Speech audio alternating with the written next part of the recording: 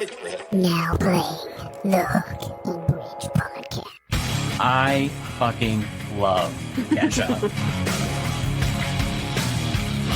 I'm telling you, I'm the worst person to have a podcast. I can barely speak.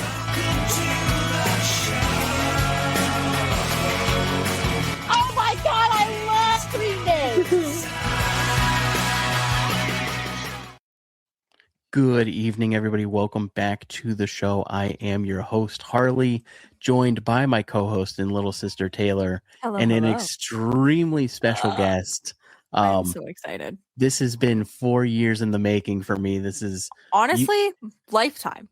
You were, when we started the show, you were my second pick for a guest. I was like, eventually we will make this happen. Who was number one is a band called AJR. I'm a giant AJR fan. You were number two.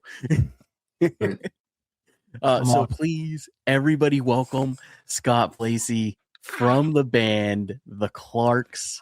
I'm so Pittsburgh excited. Legends. Oh, you guys are so kind. Thank you. I just want to say that your music has been such a major bonding experience for me and my sister for the last 22 years. So great. Isn't that a beautiful thing about music, how it brings people together? It really is.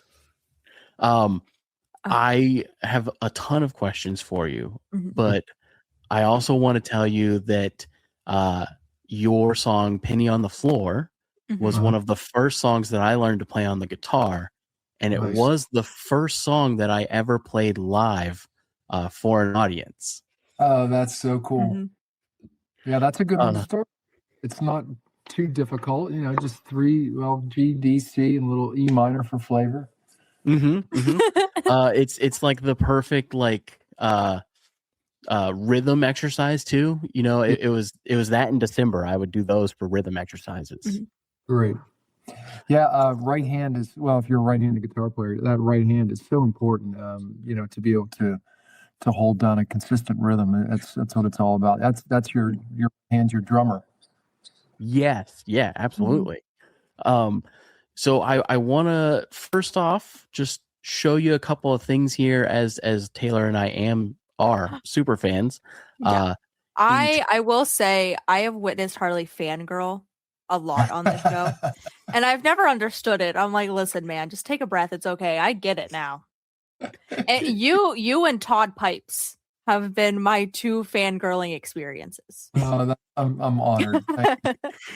So this first thing I want to show you here is a picture from 2014. My birthday. This is Taylor's birthday. We went and saw you guys at a little place in Akron called the Musica. I love Musica. We just played there a couple months ago. This was right after the release of is it Broken Dove is the album? That's a song that's on the album. The album's called Feathers and Bones. Yes, Feathers and Bones. Thank you. Right. One of my all-time favorite albums, and I just want to jump right in real quick with a quick question on that album specifically. What is the song Broken Bones about? That song means so much to me. Broken Dove. Sorry. Broken Dove, yeah. It's really about my father dying. It's maybe the most personal song I've ever written. I'm super proud of it. I wrote it in a style that is not at all similar to how the recording ended up. I played it on acoustic guitar, and it just wasn't working. We tried a couple different things with the band, sort of at rehearsals, and then we just put it to the side for a while. And it was our producer, Sean McDonald, and I think Rob James, of course, our guitar player. I think they were sitting around in the studio one night, and Rob came up with the guitar figure that is eventually became sort of the bedrock of the song.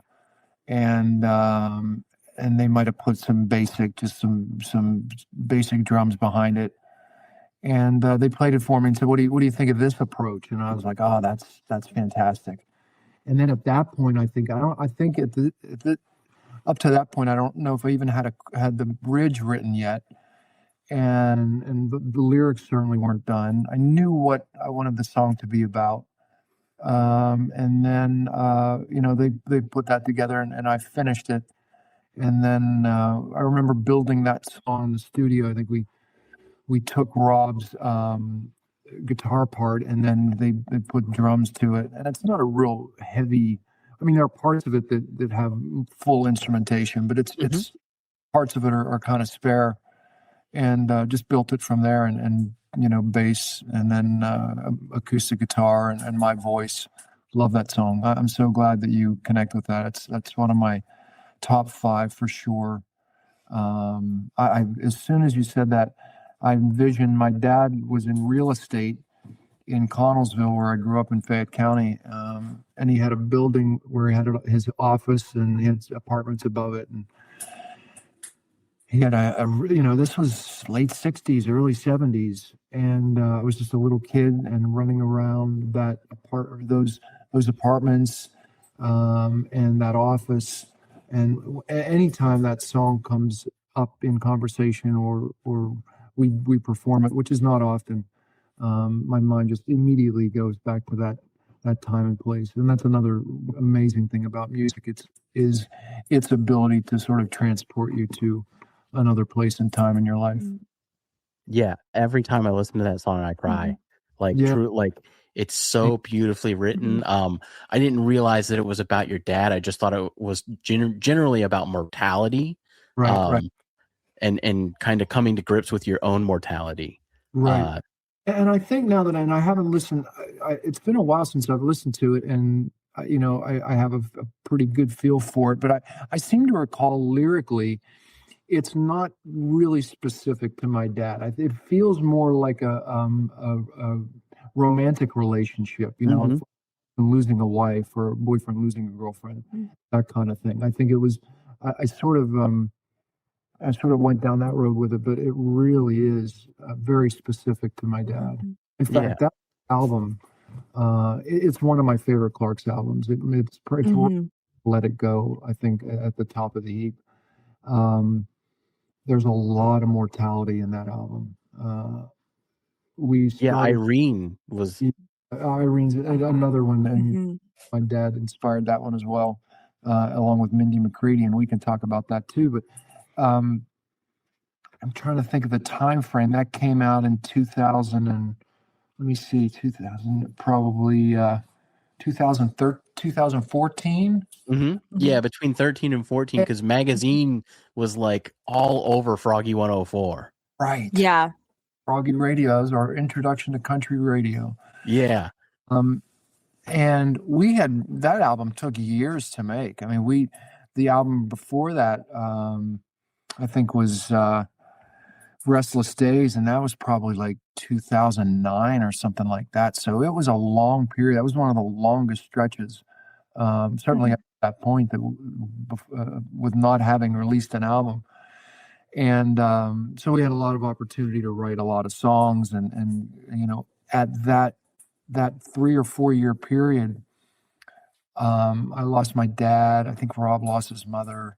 One of Greg's in-laws, and a couple, 1 or 2 friends. I mean, there were just, it seemed like every couple months or so we were going to a funeral, and we were all in our 50s, and it was just that time where our parents were older, and I love that album. Greg's song "Feathers and Bones" is, it's really about Alzheimer's and to mortality to a degree. And then Irene, the country singer Mindy McCready, passed away in 2013. And I was not a huge fan of her music, but I knew who she was, and I thought her story was really interesting. She was beautiful and talented, and she was troubled, and she died young. And I thought, man, that sounds like a great subject for a song. And so I started working on a song called Irene. And it was right around the same time my father was, the last weeks, month or two of his life. And by the time I got around to the third verse, even though it's the lyrics are feminine in nature, but the whole third verse was really, I was at my father's bedside and that whole thing. So that is one of my all-time favorite Clark songs. That and Born, I think, are right there at the top. I've written, I don't know, a couple hundred songs maybe over a year career, and most of them I'm just kind of like, it's okay. Right. And then there's maybe 20 or 30. I'm like, yeah, that's a good song. I thought I did a good job on it. And then there's maybe a handful that I'm like, man, I nailed it. Yeah. I mean, I said what I had to say, and it fits the melody, and everything comes just perfectly. And usually, the production, the recording of the song, has something to do with my favorites, because I love the production on Irene, and it was really that album. It was the most stripped down song. It's really just maybe 2 acoustic guitars. The recording, I think there's pedal steel on it, and maybe some sort of really subtle rhythm track in there as well. I can't really recall, but it's very bare bones, and I'll never forget the first time I heard the finished version. I was sitting actually right where I am sitting right now. At the time, my wife had a desk here on the other side of the room, and I was listening to it. She was listening to it, and by the end of the song, I was just crying. Tears, really of joy, because I felt like I nailed the song. Sean McDonald nailed the production. Gary Jacob played pedal steel on it, and his performance on that is just stellar. Everything about it came together, and I was crying. My wife said, "Are you okay?" I was like, "Yeah, that's good stuff, man. When it can bring you to tears or get you to well up a little bit and get that lump in your throat, man, that's when you know you've really got something." Well, and I love the line how you start the song off with the white limousine and then transitioning to the black limousine towards the end. That was such a clever way to kind of full circle life, man. It was beautiful in every sense of the world. That whole album truly is like, you have a ton of other fantastic albums, but that one to me was the most raw emotional album out of your entire catalog. Yep, I completely agree. And it was very stripped down, and the whole album in general was very stripped down comparative to your older songs, for sure. The other thing too is you guys played Irene at Musica that night, and it was the first time in my life that I actually got angry at a crowd. You guys kind of started saying like, "Hey, we're gonna play this stripped down song. It's gonna be just an acoustic guitar. It's going to be kind of quiet." Yeah, exactly. Shut the fuck up. And then everybody's drinking and partying in the corner. And I'm like, this is the most emotional song in the world. What are we doing? Literally. Right. That's tough, man. We as a solo performer, that's sometimes that happens. And you got to be cool. But there's been 1 or 2 occasions where I've said, "Hey, man, come on, people." Speaking of being a solo performer, you want to listen to music, you just want to stand off in the corner and exactly. So, good thing we had front row seats, so good. We heard everything. Honestly, I really think I've had fans and friends come up to me and say, "Man, I was so mad at so and so at this show. I just wanted to tell them to shut up." And and I was like, "Oh, I barely noticed." I think sometimes our fans get more mad at that than we're kind of used to it. But one thing with the band, when you've got 6 or 7 guys on stage, we can overwhelm everybody with volume. Right. Performing solo, although Irene is less volume. When I'm performing solo, I have to tailor my show to what kind of audience is this, And I pick shows now. I'm fortunate the last couple of years I've been able to find venues that are listening rooms. There's no TVs, it's a bar and it seats 80 or 100 people, and everybody comes. They come there to listen. Yeah. those are the kind of shows where, two-thirds or a third of the show is just me talking, telling stories, introducing songs, playing where songs come from. And people love that. And I love to be able to do that. But when the opposite occurs and I'm playing in a bar, or maybe the Penguin game is on in the other corner, and that's fine too. I mean, it's all good. People, they want to enjoy their night out, and I can work around that, and there's still people paying attention. I'll play to them. But then if I feel like, I've got an opening here with, I got a little people paying attention because I played, I don't know, In Your Eyes by Peter Gabriel, and suddenly I've captured a few people. And then you can, I'm going to play Cigarette here because everybody will be like, I know this song. Cigarette. Your solo career. Doing it for as long as I've been doing it, you know how to go down those avenues. Right. Rocking Chair. Oh yeah, man! Such a fantastic dude. I love it. You know my solo stuff. So I listened to that song and I was like, this is a combination of like Kathmandu meets like Billy Idol. Like it was like it's so cool. It's like rockabilly enough, but like classic rock enough. Yeah. It's a Bob Seger ripoff for sure. Yeah. As a matter of fact, I don't know if I should admit this, but I wrote it right after I heard Betty Lou's getting down tonight. Yeah. It's all right. Betty Lou's getting out tonight. I came home, I was like, I'm gonna write a song that sounds like Betty Lou's getting out tonight. And that's what happened. It was turned into Rocking Chair. And the really cool thing about this, it's on my my EP. Here and Now that came out a few years ago. If anybody's interested, Scott Blasey.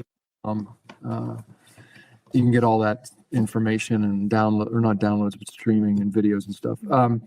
But I gave it. I played it for the guys in the band, and it's a real, just straight up bluesy bar rock song. And we call pinky rock is where you're playing those blues things and you're using your pinky, and nobody wanted to do it the way it needed to be done. There's one way to do that song, and we were trying. Let's get they were trying to get clever with it and just not playing it straight ahead, and it just didn't work. And that's fine. That happens. Sometimes it's just not meant to be with the Clarks. And so I sat on it for a while, and I got a friend, a really great drummer named Matt Muckle. Muckles played. He came up in Pittsburgh. He played with bands in the '90s, Seventh House, and I can't remember. He's on another band that was signed to Atlantic. I'm drawing a blank on their name. Nevertheless, he went to LA and he's played with these big time, acts and he's just fantastic. He's a great drummer, he's a really, really good arranger and songwriter and producer, and he's just manic, and he's a wild dude. And I knew, I was like, oh, Muckle will get this song. And I ran into him somewhere, and we were just, mutual fan club conversation. We're like, dude, we got to work together. And I was like, I'm sending him this song right now. And I went over to a studio in Dormont with him and another guy, and we just played around with it. And Matt played the drums. We just built it up, foundation. I played the acoustic guitar part. We found the right tempo and the structure of the song. He just played the drums on it, and trying to think of who even came. Oh man, I'm drawing a blank now on the guys that played on it. We had Vinny Q played guitar. Yeah, Vinny Q from Torn and Frayed, and he was in a band called the Zippers, and Joe Monroe played keys, and Ford Thurston played guitar. Ford's an amazing guitar player. Lives in Nashville now and plays with a bunch of country cats, and they just put it all together, and I sang it in Joe Monroe's studio, and I just sang the shit out of it that one day. I don't know, some days your voice is just, it's there. It was the middle of it. It's on, yeah. It was just like, perfect. And it came out on an EP called Three the Hard Way a couple years ago. Thank you. I love that song too. Let's go back in time a little bit too. If I Had a Gun. Oh, wow. That song, not only is it a great song, but it almost resonates today as well. I'm curious, like when you wrote it, what was like the story behind that song? Well, let me give you you can go back even further. I grew up in Connellsville in Fayette County, which is very rural, very Appalachia. And everybody hunts. Everybody hunts. And and guns were just ubiquitous. And all good. And then my dad wasn't a big hunter or anything, but he had, guns around and necessarily loaded, but just in the garage. And he was a World War II vet, and it was just not a big deal. And so I'd never shot a gun, I maybe shot BB guns or maybe 22 or something, but I never really shot much. And then in the early 90s, I had a good friend from IUP that I went to school with, a fraternity brother named Jeff Warnick from Butler, Pennsylvania. Sweetest guy in the world. Everybody loved him. Good looking dude. Girls loved him. I mean, he's just a sweetheart. And was tragically killed in a road rage incident in Columbus, Ohio, in like 1991 or 92. And it really affected me. It was the first person in my life who had ever passed away that I was really close to. I was very fortunate. My parents were healthy. I really only knew my maternal grandmother, and she was still good at the time. So I never had to deal with death on that level. Right. And it was so violent and tragic and sudden and just like, it just shattered my world. It was really the end of the innocence. I was probably 27, 28 years old. And I remember that being a line of demarcation of like, it's different now. Life feels different. And so I went through a period where I really struggled with firearms and just their availability and thinking about that. And so that's where that title came from. If I Had a Gun. I had a reason to shoot, if I had a reason to kill. And it just musing on another song about death. Yeah. Those are the ones you seem to be drawn to. Harley needs therapy. I have more breakup songs to be honest. Yeah. Oh, we're gonna be diving into those. You have one breakup song that might be my favorite song of all time. Which one? Saturday. Yeah. I love that song. Oh, that's fun. So good. That's fun. That's the complete opposite of If I Had a Gun. But thank you. I love that song too, and there are definitely people who love that first solo album called "Don't Try This at Home" from 1994. Yes, which you can all my solo stuff you can stream on all the major platforms. Just search Scott Blasey.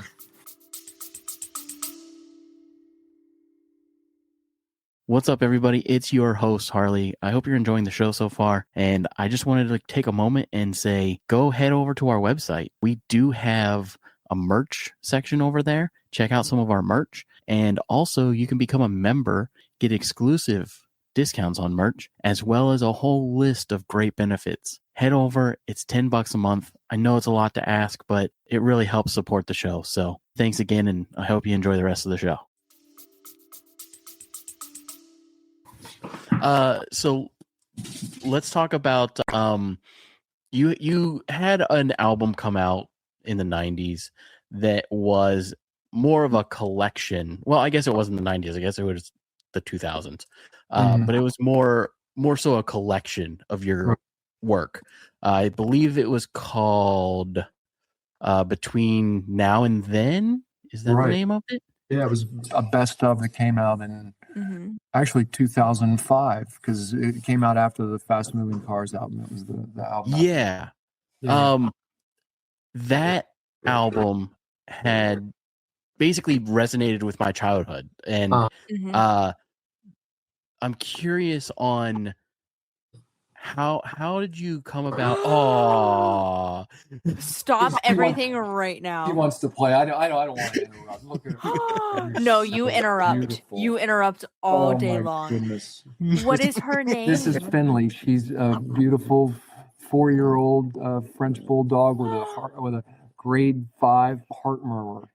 oh, Yeah, we have another Frenchie, Lulu's, who's a little older, and we got them at the same breeder. After we got Lulu, my wife heard about Finley because the woman that breeds them has a Facebook page, and she couldn't sell Finley because she's not the healthiest. And she was just looking for a good home, and she posted it on Facebook, and my wife messaged me. She said, "We have to have this dog." Hi, Finley. I texted back. I was like, "Oh my God, babe, no, I love Lulu's so easy. She's housebreed. She's done. She's good. Yeah. We don't want another dog." So we got the dog.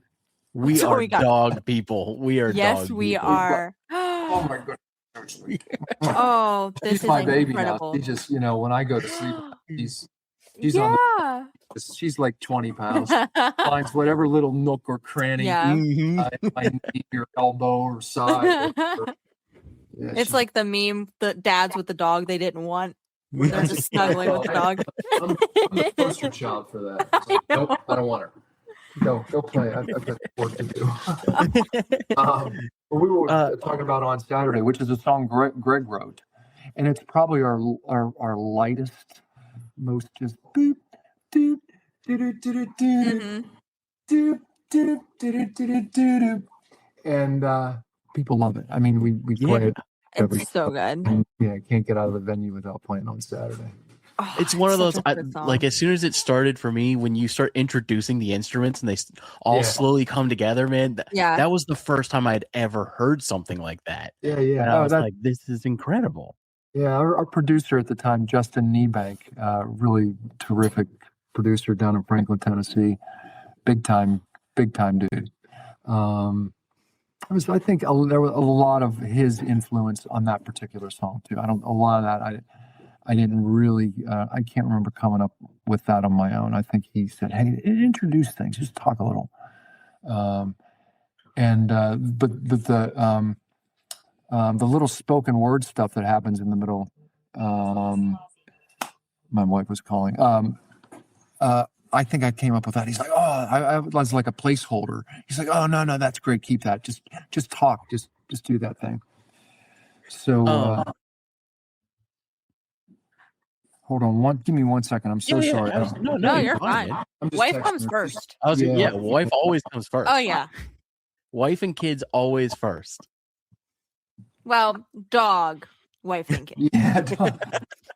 In that order. Well, so that was going to be my question for you, Scott. Butterflies and Airplanes. What is that song about? Well, I know the meaning behind it. However, I didn't write it. Greg wrote it. As a matter of fact, Greg wrote the last 3 songs you just brought up. Tell Greg we love him. And that's the holy trinity of Greg Joseph songs right there. So anyhow, it's really about Greg's sort of high school experience, just a very broad-based tales from teenage life in the North Hills of Pittsburgh. And he has specific scenarios that he could talk more about, but that in a nutshell is what that song's about. I always love that song. I love the imagery of that song. And here's a funny story about that song. We recorded that. We call it the Niebank trilogy, which is Justin Niebank, the 3 songs or the 3 albums that he produced for us. Yeah. Let It Go, Another Happy Ending, and Fast Moving Cars. Mm-hmm. So Butterflies is on the first one. It was the first time we'd worked together. And Greg always sang it live. And when we got to the studio, we're like, Greg's going to sing this song. And Justin was not happy about it. He's like, you have a lead singer for a reason. Yeah. We're not having Scott play lead guitar. Why would Greg sing the song? And we're like, well, he sings it live and people love it. And it's fun to get the other guys involved in that way. And he very begrudgingly agreed to let Greg sing it. And I remember one or two occasions when Greg was doing the vocal, and he never really sung a lead vocal in a studio like that before, and just was struggling with a couple things. And Justin was very busted and let us all know that he wasn't on board with this. That said, it turned out great. Yeah. I mean, it's a sounding song, and Greg sounds great on it. And it's cool because I do the background vocal, and when we play it live, people love it. And it's a live thing for him. It gives me a little break in the set vocally, so it's one of my favorites too. We play it 80% of the time. Great song. How about Treehouse? That one was another one growing up that was very, very influential in my teen years. Treehouse was a song about growing up. Being a kid. 1, 2, 3.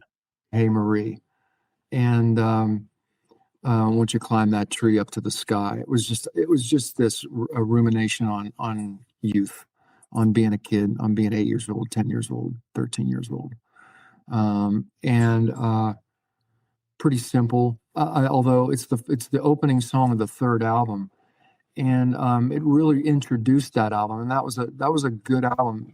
Love Gone Sour, Suspicion, and Bad Debt on it, and there were definitely moments on that album. There was definitely songwriting growth from the second album. I mean, there's some good stuff on there too, but we started to write different styles. There's a song on there called Madeline. Which got a great vibe. It got airplay up on a really cool station in Cleveland called 107.9 The End. It was like their alternative station. It's just like this mid-tempo, moody, beautiful song about women. I mean, so Treehouse was the opening salvo, and it really set the tone for the album. And it's a very, very Clark's-like song. I mean, that's kind of what we did. What we did maybe best. We dabbled in a lot of other things, but that's sort of straight ahead rock and roll, what you probably now might call Americana style. Guitar rock. It was early '90s guitar rock. A la the Gin Blossoms and some bands that I loved from that era. The other thing too that I wanted to ask you is this may be diving back into a little bit of a darker territory, but is Hey You about somebody that you knew personally? Hey You, no. Hey You, I wrote on 9/11. I wrote that on really one. I had no intention of writing a song, and so the night before, I went out with a buddy of mine, went out and had some beers, and came back early because the band was rehearsing for another happy ending. We were in what we call pre-production. Our Justin, our producer, was up in Pittsburgh. We had a house in Highland Park called the Clark House on Jackson Street, and we rehearsed there. And so everybody was coming over Tuesday morning around 10 o'clock or so, or maybe a little earlier, to work on songs. And so the next morning, about 8:30 or so, my cell phone rings. It was a flip phone. It was 2001, and a buddy from the night before, and I was still half asleep, so I didn't answer it.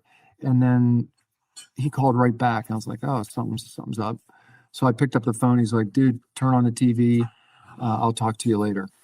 So I think when I turned on the TV, it was me. It was probably 8:45 or so. I can't remember exactly what time the first plane hit, but that's where I walked in on it. The first plane had hit. Nobody knew anything really, and I sat there just slack-jawed, like what could have possibly happened? And then I can't remember if somebody had come in before the second plane hit. I think somebody did, and everybody congregated, the four guys in the band and Justin, and we sat there for 2 or 3 hours. Yeah. That long, and just watched TV and talked a little bit, but mainly just kind of sat there in shock and watched, our country being attacked, and then the Pentagon, and then Shanksville, Pennsylvania, and as soon as the second plane hit, you knew it was terrorism. Right.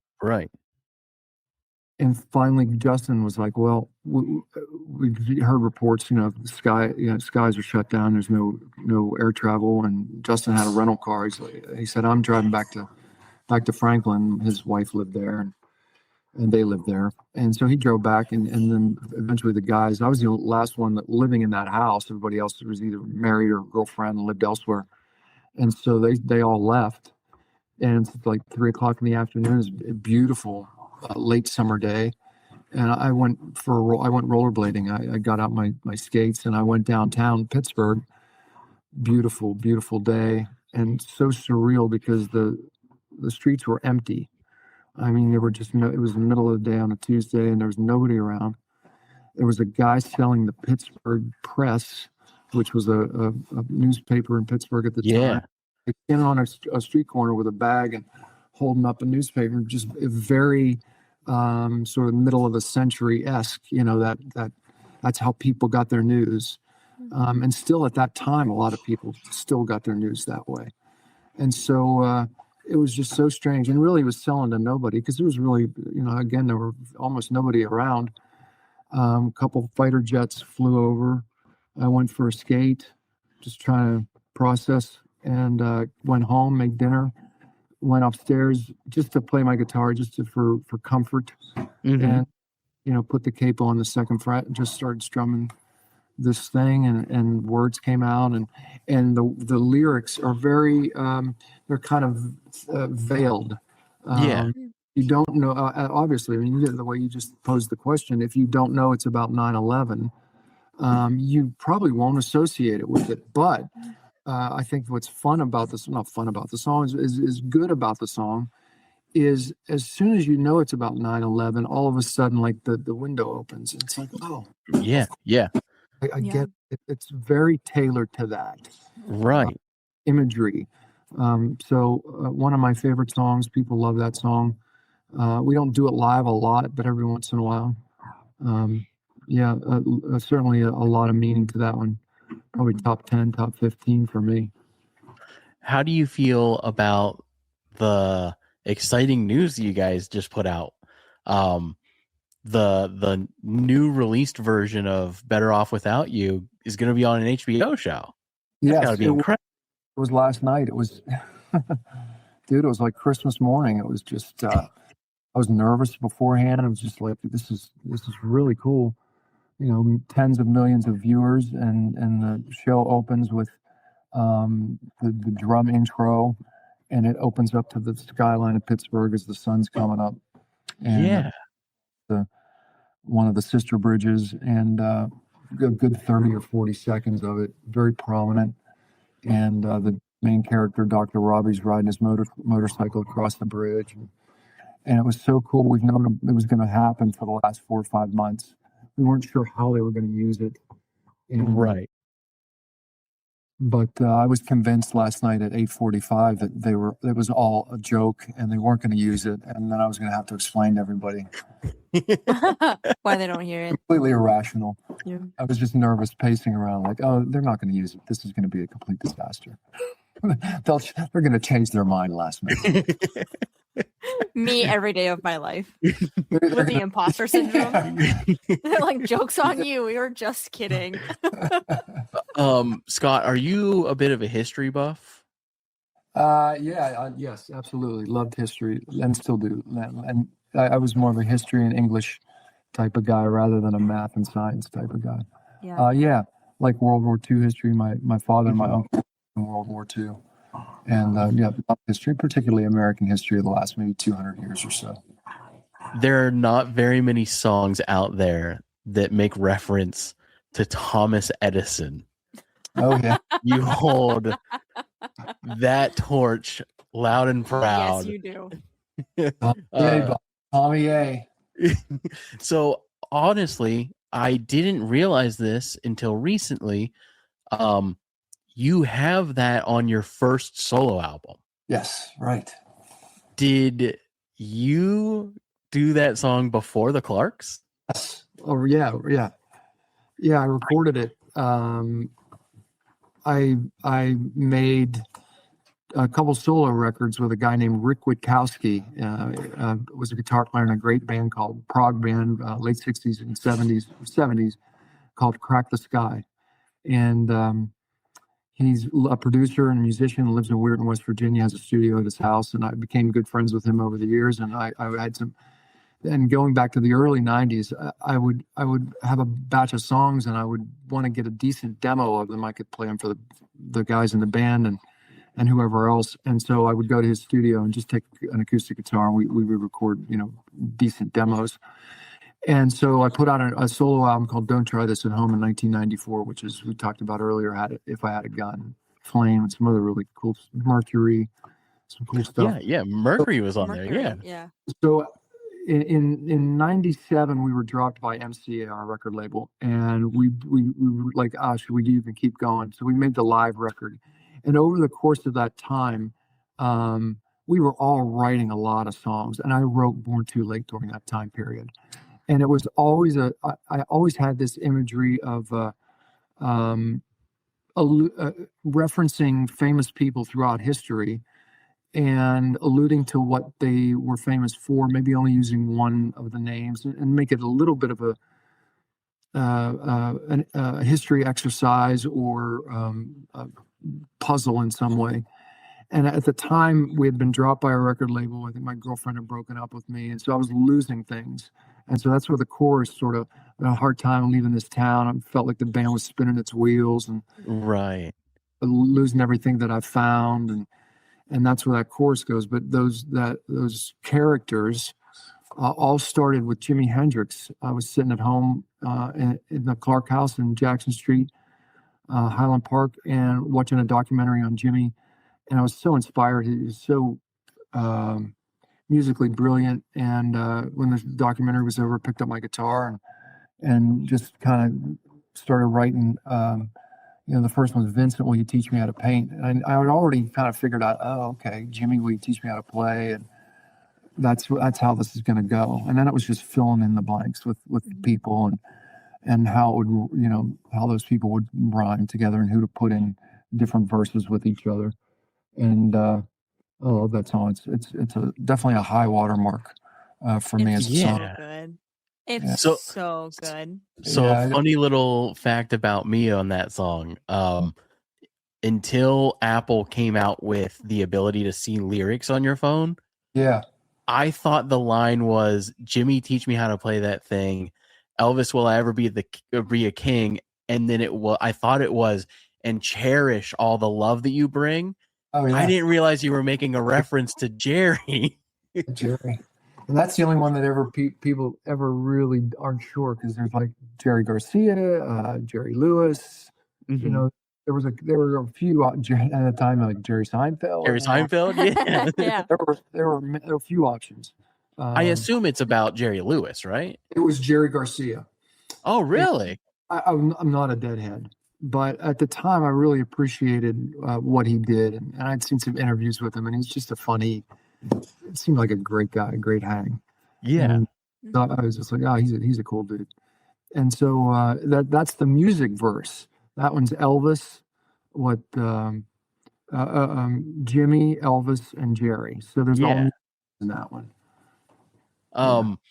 So the last thing I want to talk to you about is basically you've had this incredible long-standing career.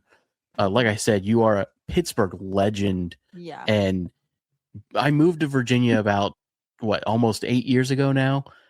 And I recently was in Walmart and heard a Clark song on the radio. Yeah. And I got so excited.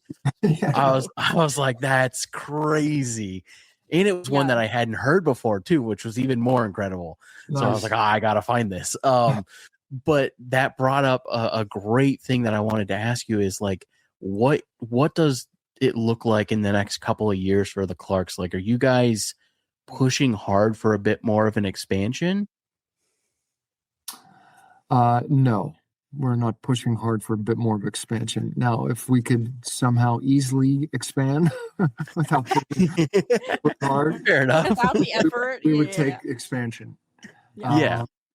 certainly for the next, at least the next couple of years. My youngest daughter is a sophomore in high school. I have two in college, and my wife and I are just, we're just transitioning our kids into college and adult life. And until Graceland, at least, leaves for college in a few years, my work here is not yet done. So after that, then we'll see if we're all healthy and feel like, oh, it'd be fun to take a long weekend and go to play in Chicago and Milwaukee and in Wisconsin. We just do that all the time. We have great fans in that part of the country, and go back down to the Carolinas and to Florida, where there's so many people from Western Pennsylvania that have moved south. Exactly. So you just start going down 95 and from New York to Miami, you find Pittsburghers, which is awesome.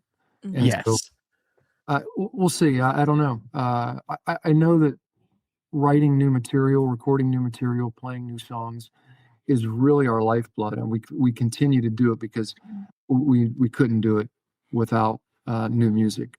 That being said, we're like this sort of really big ship that's kind of slow and it doesn't turn real fast. It's impressive and it's steady. It's not going anywhere, but it's not gonna, it's not gonna suddenly, let's go over here and go somewhere really fast. It's gonna take a little time, but we'll definitely continue to write new songs and record new songs and try to play fun shows with some surprises and songs we haven't played in a long time. And you have to balance, what you want to play with what you think people might really enjoy hearing. So. To answer your question, no big fast expansion, but hopefully, and with the pit thing, just growth. I mean, just any kind of growth, just sort of slow bacterial type growth is fine. Just bigger than you were. Farther up, the tentacles just keep going a little bit farther. This person tells that person, and that person turns on that person, and that's that's the beautiful thing. Another beautiful thing about music, and you can be a 40-year-old band and you're still new to a lot of people. Someone, which is, certainly the case with the pit, because there will be, out of the tens of millions of people who will watch the show, there will be some that'll be like, oh, I really like that song. Who is that? And it's not hard to figure those things out. Now you just search, even if you just search the pit because of the EP that we released, that'll show up in the results and be like, oh, it's the Clarks, Better Off Without You. So that's great. I will say one of the saddest things. So I moved from Ohio to Virginia and then Virginia to Florida. And moving to Florida, I didn't realize it until my best friend texted me about Ribs and Rock.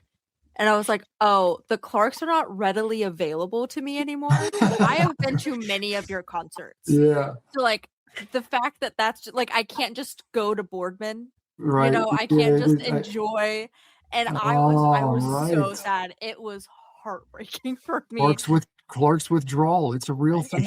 It's a real thing, and I have it bad. Oh, we need franchises like Promantes. We need to hire Florida. Yes. We have the trademark. They're sanctioned. They perform Clarks in Orlando and Jacksonville and Tampa.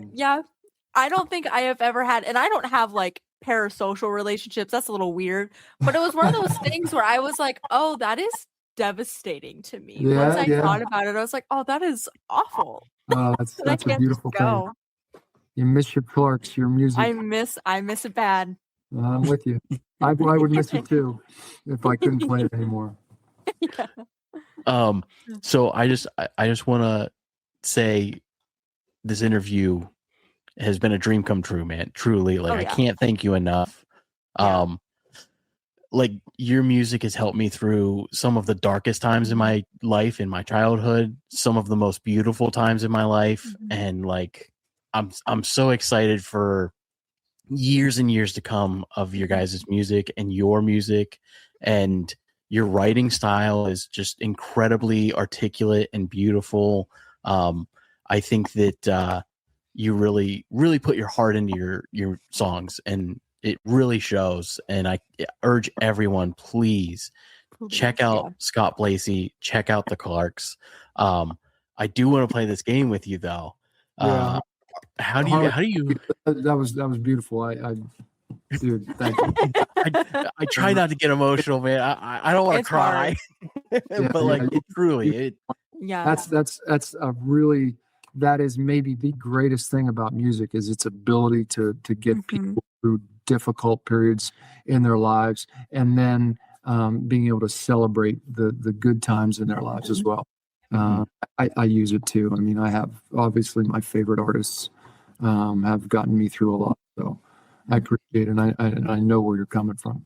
So let's play this game. So segue. Here's the game.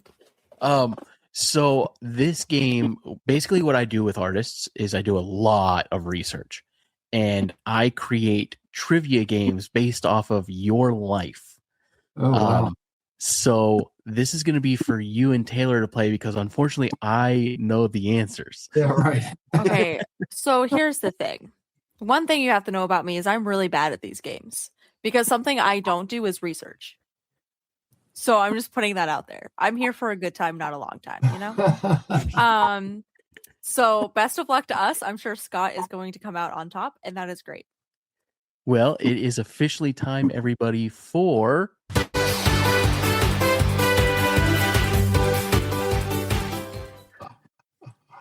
Whose Musician Is It Anyways, where we talk about trivia with our artists. So it's going to go in order. We're going to let Scott go first and then you, Taylor. And I will keep a tally of points. I can't read. That's okay. I'll read it to Okay.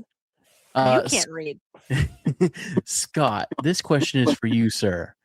Which U.S. city is most associated with one of the longest running independent rock success stories of the 1990s? Well, I'm guessing it would have to be Seattle, right? Ooh, Seattle would be a great guess. No? No.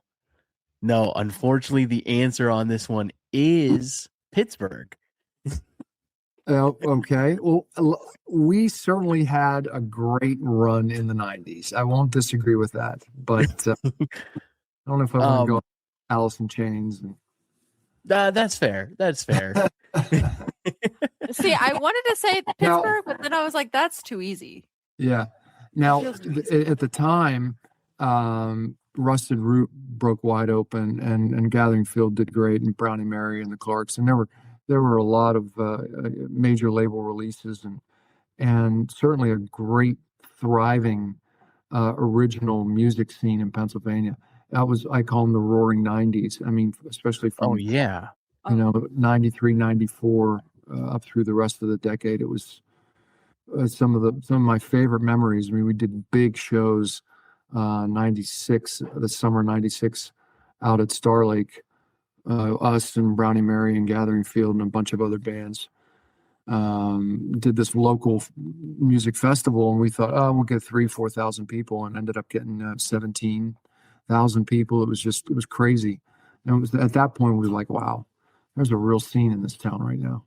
Yeah, the Pittsburgh scene is still alive and well too. That's the crazy part, is that town like solidified music from, I would say, like the 80s through like 2007, 2008. And that scene has just stayed to that level through the rest of this decade. Yeah, Stage AE, I think, is a big spot. That's a great venue. It's one of our favorite places to play. The outdoor venue particularly is just no place like it on a beautiful summer evening. Taylor, this next one is for you. Oh no. I don't know geography. I don't know history. That's okay. Before streaming, and this one's multiple choice. Before streaming, what was the most important way for a regional band to build a loyal following in the 90s? Your choices are A. I have choices. Yeah, it's A through D. You've got A, radio countdown shows. B, touring relentlessly. C, MTV rotations.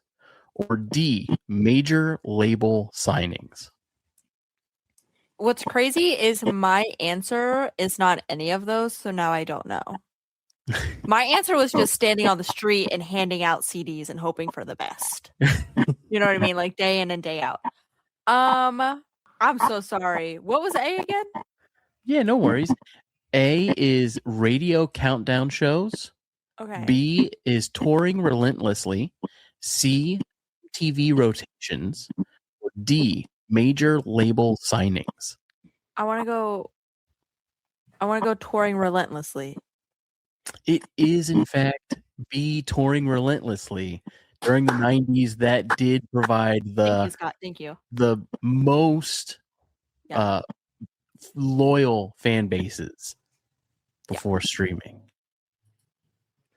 So why didn't Scott get an A through D? That question just didn't have one. Okay. Scott, this one is for you, sir. What genre dominated alternative radio in the mid to late 90s alongside post-grunge? You do have multiple choice on this one. Oh, okay, go ahead. A, Britpop. B, indie rock. C, new metal. Or D, pop punk. Late 90s. Can you give me those again? Absolutely. That would be A, Britpop. Okay. B, indie rock. C, new metal. Or D, pop punk. Man, I don't think it's pop punk. I think that kind of, although Green Day was around then, I think that got a little more popular a little later on. It can kind of almost be, I don't know enough new metal to really comment on when that was popular. I mean, I guess it was around the same time, late 90s, like Limp Bizkit and Korn and stuff like that. I think it's an indie rock. So what was the very first one? I'm gonna go with A. A, Brit pop. Oasis was really big, and that's kind of my favorite. So maybe it's just because that's what I was listening to. And you know what else was really popular in the mid to late 90s? It was like hip hop, gangster rap too was still going really strong. I mean, that was Dr. Dre and Snoop and Tupac and Biggie, and that was huge then. Mm-hmm. Well, this question is related to alternative radio. So those were alternative. Yeah, gotcha. I'll say Britpop. The answer is A, Britpop. All right. I think there was Pulp and Blur and all those one-name bands, Oasis. Mm-hmm. Oasis kind of led the revolution on that one. Blur was statistically second. Pulp was also on this list. Mm-hmm. And then a band called the Manic Street Preachers. Man, I remember that band. Yeah. Taylor, this next one is for you. Can you guys hear the dogs barking? No. Oh, cool. Okay, I'm ready. Hey, hold on one second. Hey, Grace. Never mind. I gotta figure out where Finley is. Speaking of dogs, Finley is missing. Yeah, give me 1 second. Sure. Yeah, stand by. She was in here and then she left. It might be bad. We can't let Finley be alone. Finley. So how's everyone's day going? Fantastic.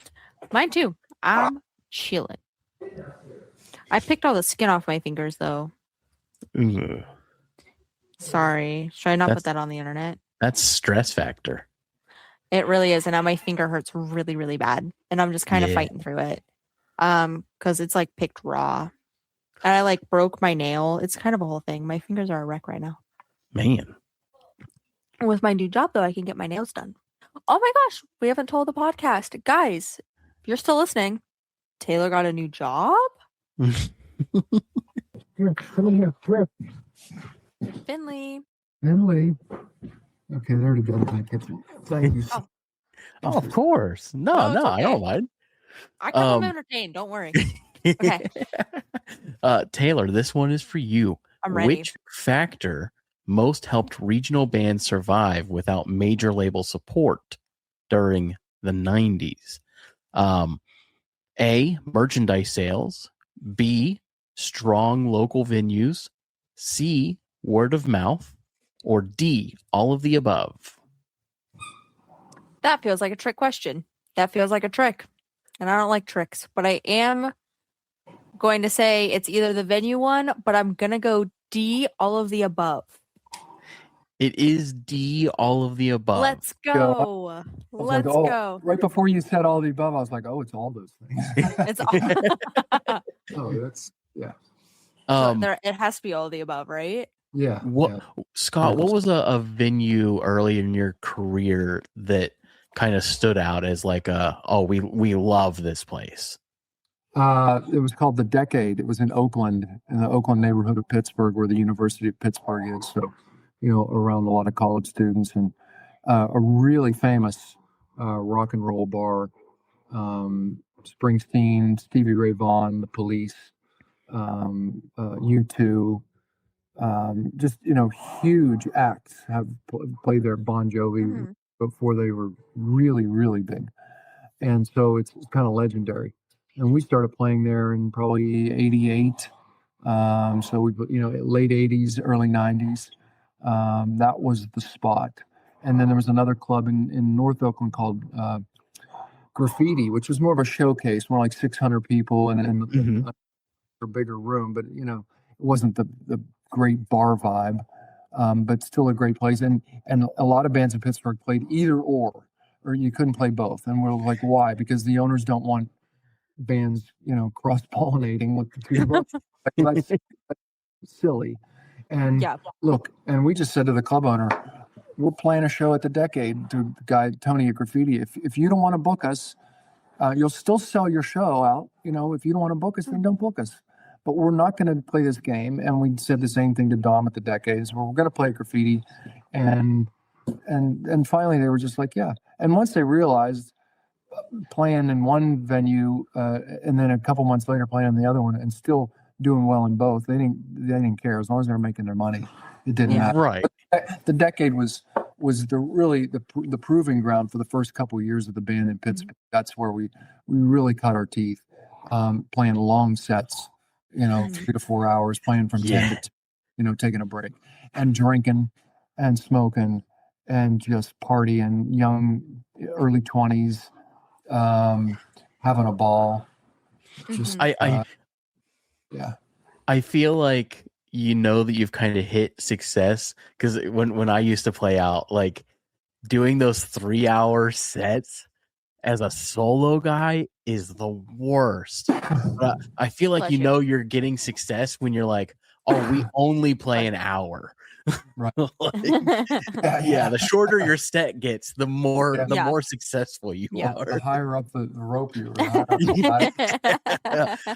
Those 3-hour nights were rough, man. We played long band sets, and but that was good. I mean, that's you get good, just playing all night, and you do it every weekend. And then you start playing other places during the week and quit your day jobs, and ball starts rolling down the hill. I remember like being at a little place in East Liverpool, Ohio, playing a set, and I was like 2 hours in, and I said, well, does anybody want to hear Hotel California again? I was like, I've got nothing left. I have no other material. All done.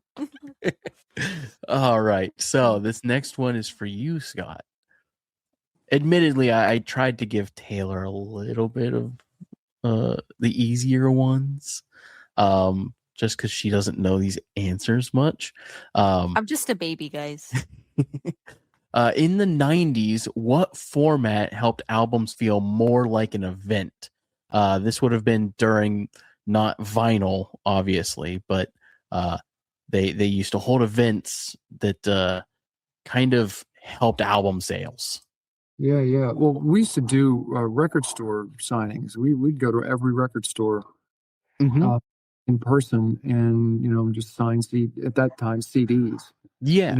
90s were the golden age of, so that's the format that got big in the 90s. I mean, we released, our first album was 88 and it came out on vinyl and cassette.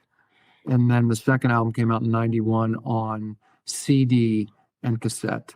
And then it was CDs, up through 2000, late 2000s. Mm-hmm. That is the answer. It is CD signings, or band signings, CD/band signings. We would go to record stores and then you would play a couple songs. You bring some acoustic guitars and you play a couple songs. Really? I didn't know that. Oh yeah. Well, we did. And I think a lot of bands did. I mean, that was just like, why wouldn't you? You're there. Might as well play. We were just a handful, 3 or 4 songs. It wasn't a lot, but we did one. It was like a Borders bookstore in Northway Mall in 2002 or something when our Another Happy Ending album came out, and it was huge, and there were people everywhere, and they were free, so everybody came, and there was absolutely no room. People were outside the windows and along fucking out in the road, and it was just it's kind of a disaster. But most of them are manageable. But that one out as being like super packed. But yeah, that was every album, multiple record stores for a week or two after the release. We would be somewhere promoting. Now, did you ever attend as like a fan? I can't ever recall going to a record store to see somebody. No. I've never been to a record store to see a person, but as a vinyl collector, I do attend album release parties for vinyl. Oh, nice. Yeah, I actually, you guys put between hold on, I always mess this title up. Between Now and Then on vinyl a couple of years ago, and that's like my golden goose right now. I gotta find those. Because you guys only did them in person, right? And I don't think we have any more of the first Between Now and Then. We did 2 of them. Yeah, we still have some vinyl in the second one left, but I think all the other ones are gone. Vinyl's expensive to produce and or to manufacture, and you really have to order X amount. I don't even know, 5,000. We might have gone through 500 or 1,000 albums, but vinyl's great. I still have all mine from when I did, and then Rob, our guitar player, he gave me all of his at one point because he just had nowhere to put it and kept having to transport. He's like, "Here, man, just take my everyone's you." That was awesome. My collection like doubled. Yeah, suddenly I had every Van Halen album. I have a fun. I had 1 or 2 prior, but now I had all of them. All of them. Fun fact about. I like it. Oh, sorry. Go ahead. I'm just reminiscing now, and I'm like, I had all the great '70s ZZ Top albums, like De Guelo and all those. Yeah. Just given to you albums. Oh man, they had great taste in music. I'm sure I know there's probably at least a couple Ozzy Osbourne albums in there. Rob went through some great phases. I like that stuff too. I was big on Crazy Train, but I never I never bought an Ozzy soul album. Black Sabbath kind of guy growing up. Yeah. Right. I'm to appreciate that stuff later in life. Fun fact about CD signings. My first signed CD, and I think my only signed CD happened at your show. Yeah, it's Rewind. It was my first. It was my birthday, my 13th birthday. I had just had knee surgery, so we were up front. I was in a wheelchair. And it was a little family event at a bar, and I believe it was the Ohio Weather Band opened. And they signed their CD for me. Was it their release party? No. It was the Clark show. They opened. They had won the ability from some contest they did to open for the Clarks. Yeah. And they wrote me a little happy birthday note, and it's my first ever signed CD. And you guys told me happy birthday on stage. That was actually that's the greatest moment of my life. We'd love to do that. It was really good. And then 10 out of that 10. was I bought your Rewind album. My Rewind album. Yeah. Yeah. Oh, 10 out of 10. Anywho. Rewind, isn't that that's the album that you did the cover of Paint It Black, right? Yes. Fantastic cover.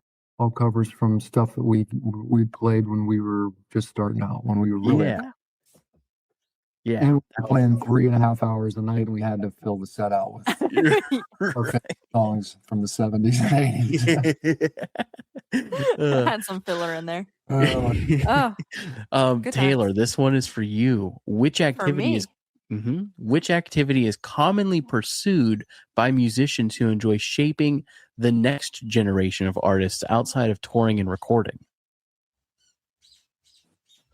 Stand by. It's not multiple choice. I just hope for the best. Yeah, this one is not multiple choice. Oh, cool. I can read. Okay. The question itself kind of gives it to you. I don't know. Which activity is commonly pursued by musicians who enjoy shaping the next generation of artists outside of touring and recording? Can I throw it to Scott? I literally don't know. Sure. Easy, Taylor. I don't even know if I have the answer to that. What do you... Well, we can't both not have the answer. You're the musician. Well, commonly pursued by musicians now. I don't know. Maybe guitar tutorials or YouTube stuff, putting things on YouTube. I don't know. What is it? I'm curious. Spotify rap. Well, Scott, you're basically there. The answer is teaching. The greatest gift that you can give to the next generation is teaching. Right. There was no way I was gonna get that. So I actually had to Google this to get this question. So basically, the statistic is 78% of recording artists today, also tutor. Wow, that's a big number. I didn't think it would be that high. Well, And I believe, Scott, you also enjoy teaching musicians, right?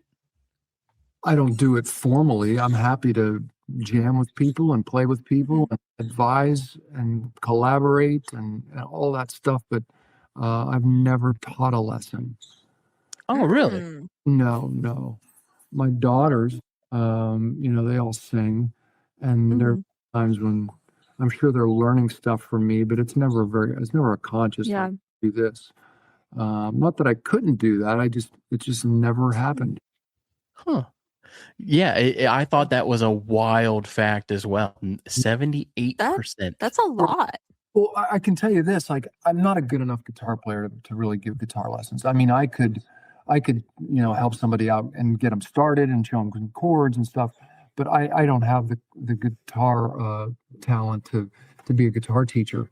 And vocally, I would leave that up to the sort of the experts, the people who are sort of trained vocalists. Like, it's going to be very difficult for me to try to advise somebody on vocal technique or how to sing, because we're all so different. And now I know what works for me, and I could relay that information, but it would be very difficult for me to hold a formal lesson with any or singing. Speaking it's of easy when you're naturally blessed. I thank you. I love what I do, and I've gotten better at it over the years. I mean, it's a talent. You have to have some sort of innate ability. You have to have some musicality. But singing can be learned, and I always had an ability to sing, but I sing way better now than I used to. I know the of it. I know the spirituality of it. There's a lot that goes into it that you sort of discover over many. One of the benefits of doing it a long time, you just get good at it. Speaking of your daughters, correct me if I'm wrong. On your newer EP, the song "Here and Now," that was written not for your daughter per se, but like around the time that your daughter was born, right? Yes, that was definitely a love letter to my family.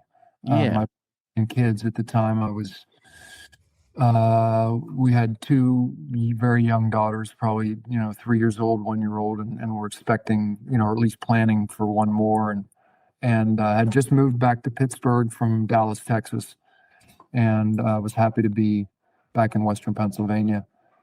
And just wrote a very open sort of love letter to my family. I was very happy at the time, and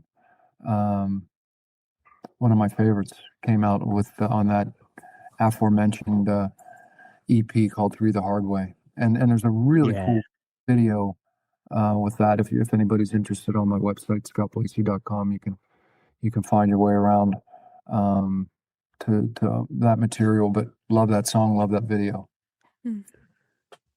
So this next one, I believe, is for you, Scott. Which band is often cited as a major influence on the heartland roots-leaning alternative rock artists from the 1990s? The 90s, heartland and roots-leaning alternative rock artists. Mm-hmm. Oh, cited as a major influence. Mm-hmm. Mm-hmm. A major influence on roots-leaning alternative rock in the 90s. Man. Which band? Oh, man. The Eagles? Oh, that's a fantastic guess. But no, not the Eagles. Tom Petty and the Heartbreakers. Yeah, I could see. Yeah. Love Tom Petty. Heartland threw me. Like initially I was like, well, John Mellencamp. John Mellencamp, Springsteen. And Springsteen to a certain degree. But yeah, I totally agree with that. Tom influenced a lot of people, including me. Yeah, you're a pretty big Tom Petty fan, right? You kind of love like a lot of that classic rock. Well, for sure, that was what I cut my teeth on as a kid growing up. Tom Petty and the Heartbreakers was my first concert, my first live music experience. 1980, Stanley Theater in Pittsburgh, Damn the Torpedoes tour. I was probably 15, and that album was just so good and so visceral. And their live show by that point was so on point, and he was still had a lot of vim and vigor and energy and sort of anger, and he just they were the thing for me at that point in my life, like late 70s, early 80s. Do you have a favorite Tom Petty song? Yeah, I mean, so many of them, to try to pick one is a little bit of a challenge, but it would probably be something like Shadow of a Doubt, A Complex Kid from yeah. Like a radio single or anything, but it's just such a great straight ahead rock and roll. Mine's Learning to Fly. I've always loved that song. I mean, Wildflowers. I mean, there's just so many. Yeah. I mean, it's crazy, and Breakdown, and the classics, and so much good stuff. Miss Tom. Oh, You Don't Know How It Feels is another fantastic song. That whole album is stellar. Yeah. Pardon me. Sure. Yeah. I think I only know one Tom Petty song. Free falling, now I'm free falling, now I'm. Thank you. Okay, sorry. Oh, you're fine. Just checking on the dogs. It got a little too quiet. That's a dangerous game to play with dogs. You have to know what they're doing at all times. With Finley for sure. Lulu, she's just a baby. Lulu, you could walk out of the house and be gone for 6 hours and come back and she's just chilling on the couch. But Lulu, shit would be destroyed. Taylor, this one is for you. I don't know what a World Series is. Okay, we're gonna pass this one over to Scott. That's about as easy a one for me. I know you're a big sports guy. Well, and the Pittsburgh Pirates won the 1971 World Series. That iconic picture of Steve Blatz jumping in the air. Let's see, I was 6 years old at the time. We're going on 7. I played baseball. I played like at that age, we used to call it instructional league, and the minor leagues, and then major league by the time you're 12 years old. So baseball was everything to me at that age. Yeah, that was my sport. And the 71 World Series was the first World Series to have a night game. I don't know if they had one. There might have been 2. It was the first time a night ever played a game at night in the world. And now it seems crazy to think about that, but they were all day games. And I was in first grade at Southside Elementary School, and I would run home from school at 3:30 to catch the last couple innings. Yeah. That's the Pirates. It was Roberto Clemente, Willie Stargell, Manny Sanguian, Gene Alley, Gene Kleins, Al Oliver. I mean, I literally could name the starting line pitchers.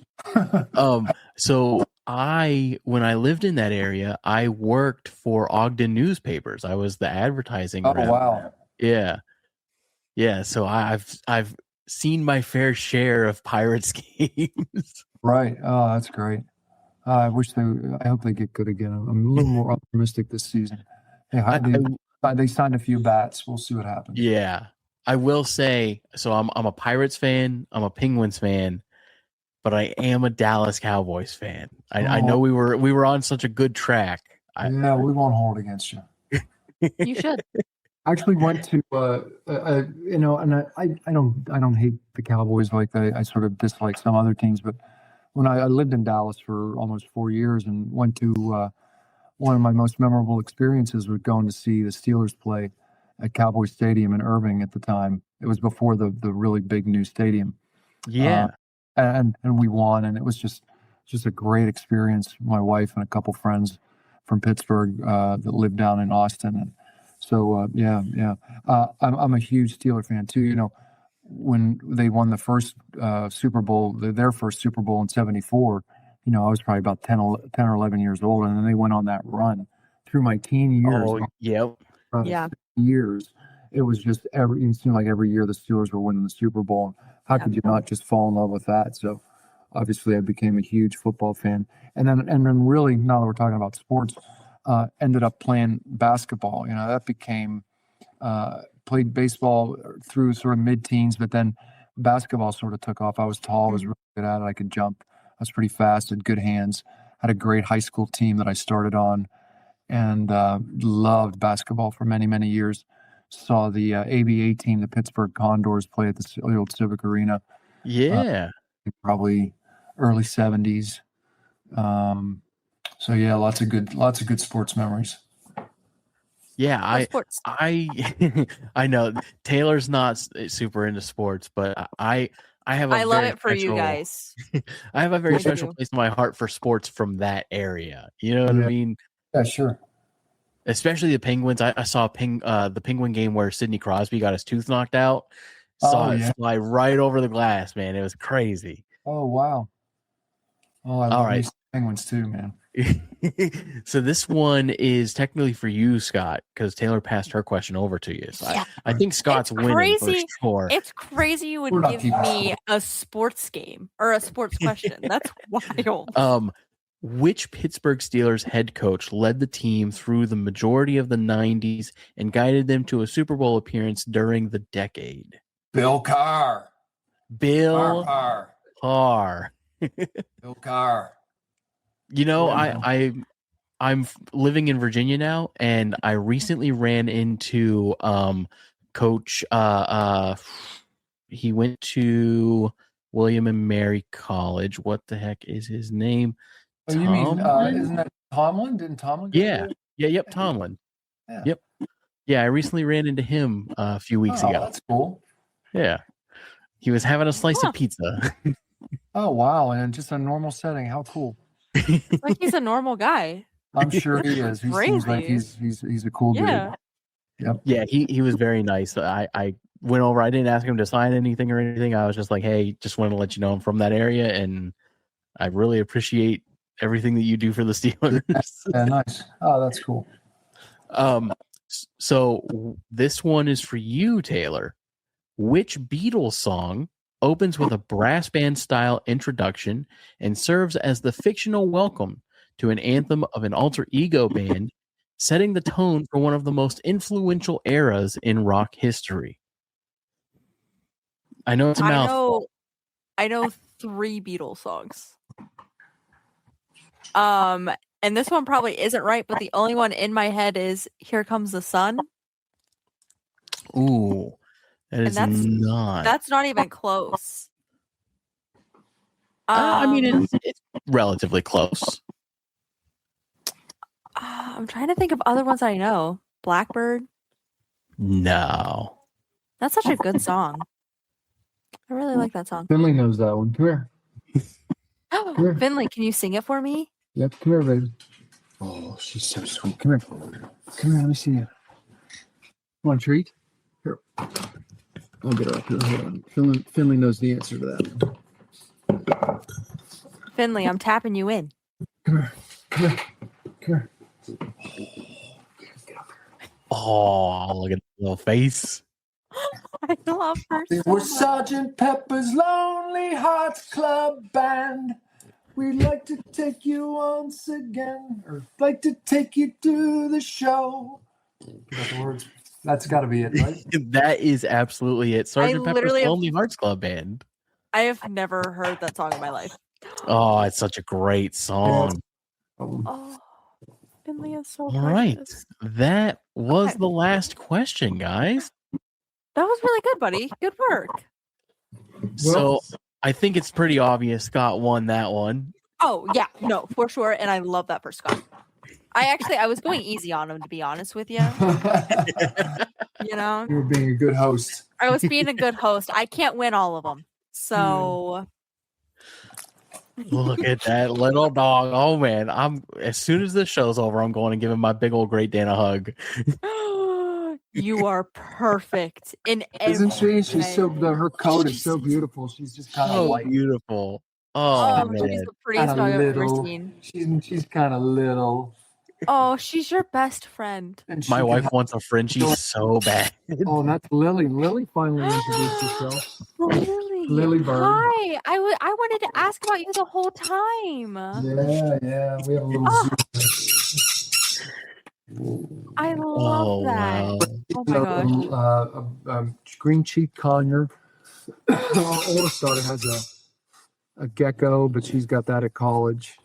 And we used to have a bearded dragon, but he sadly passed. And we used to have a Dalmatian, Dallas the Dalmatian. He was a beautiful 12-year-old companion. Oh, And these little angels. oh my gosh. Had many fish. Well, I have to go get an animal now. I don't know what animal it's going to be, but tomorrow I might be coming home with something I have to take care of. I didn't have a lot of animals when I was a kid growing up, or when I was, traveling with the band, you just couldn't have a dog. Yeah. Right. Or really even a cat. At a certain point, we were just gone all the time. Yeah. But yeah, they're great. Hey guys, this has been fantastic. Yeah, Thank you yeah. so much. Yeah. Thank you. You had some great questions and great history, and certainly knew a lot about the songs and the band. Thank you. Yeah, thank you so much for coming on, man. Is there anything that you want to promote before we hop off here? Come to one of my shows, scottblasey.com. I usually list the shows that I have coming up for the next month or so. And there's links to social media. Follow me for information and where I'm playing and what I'm doing. And there's links to the videos and the songs and the albums, the streaming and stuff. So check it out. clarksonline.com is the band's website. And come to a show. Say hi. Absolutely. Yeah. Everybody go I check wish I out Scott could. Blasey and check out the Clarks. And truly, thank you so much for your time, man. I really appreciate it. Thank you. It really was Taylor, a dream thank you. come true. Much love to you both. Have yourself a wonderful night, sir. Please come back. We will. See ya. See you later. All right. That was the Clarks interview, everybody. It's a long one. It's a good one.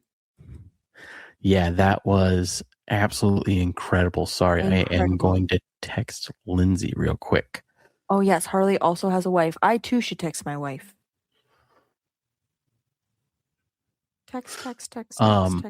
Text. So as always, do all of the stuff, follow, like, subscribe, all of that. It has been real, everybody. I got to get the heck out of here. Yes. That was awesome. It's been real. Peace. Thanks for listening to the Hook and Bridge podcast.